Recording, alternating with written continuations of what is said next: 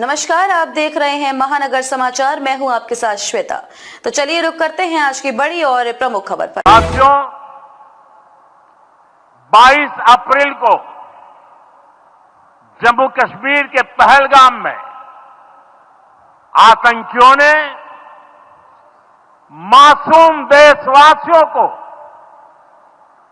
जिस बेरहमी से मारा है, उससे पूरा देश व्यथित है। कोटि कोटि देशवासी दुखी हैं। सभी पीड़ित परिवारों के इस दुख में पूरा देश उनके साथ खड़ा है। जिन परिवारजनों का अभी इलाज चल रहा है, वे जल्द स्वस्थ हो, इसके लिए भी सरकार हर प्रयास कर रही है। साथियों, इस आतंकी हमले में किसी ने अपना बेटा खोया, किसी ने अपना भाई खोया, किसी ने अपना जीवन साथी खोया है। उनमें से कोई बांग्ला बोलता था, कोई कन्नड़ा बोलता था, कोई मराठी था, कोई ओडिया था, कोई गुजराती था, कोई यहां बिहार का लाल था। आज उन सभी की मृत्यु पर करगिल से कन्याकुमारी तक हमारा दुख एक जैसा है, हमारा आक्रोश एक जैसा है। ये हमला सिर्फ निहत्थे पर्यटकों पर नहीं हुआ है। देश के दुश्मनों ने भारत की आत्मा पर हमला करने का दुस्साहस किया है। मैं बहुत स्पष्ट शब्दों में कहना चाहता हूं, जिन्होंने ये हमला किया है, उन आतंकियों को और इस हमले की साजिश रचने वालों को उनकी कल्पना से भी बड़ी सजा मिलेगी। सजा मिलकर के रहेगी। केंद्र ने कहा, पाकिस्तान को एक बूंद पानी नहीं देंगे। सिंधु जल समझौता स्थगित करने का फैसला 3 फेज में होगा। 3 तरह की रणनीति बन रही।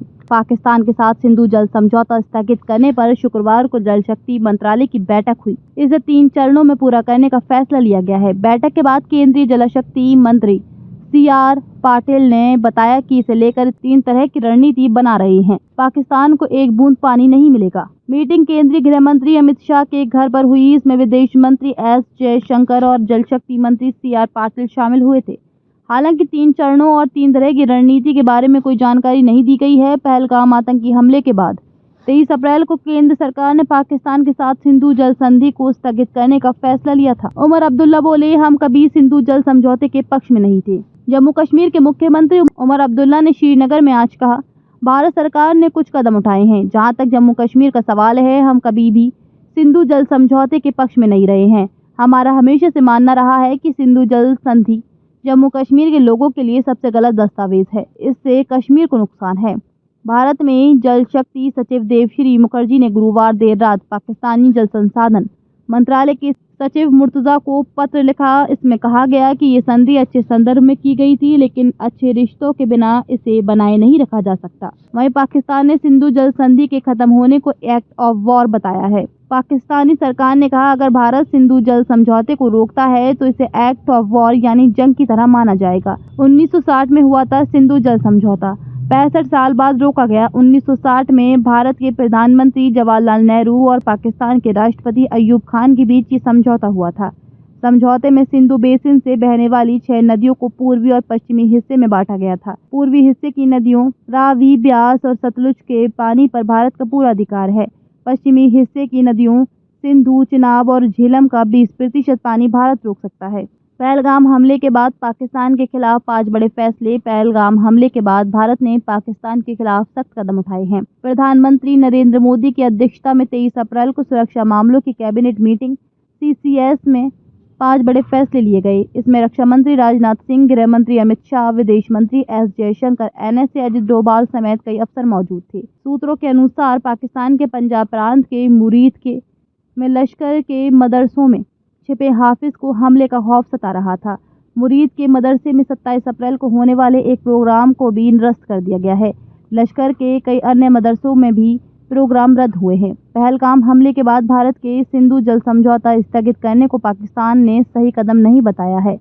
पाकिस्तान के PM शहबाज शरीफ ने गुरुवार को कहा कि भारत ने युद्ध भड़काने वाले फैसले किए और पाकिस्तान के खिलाफ आक्रामक रुख अपनाया।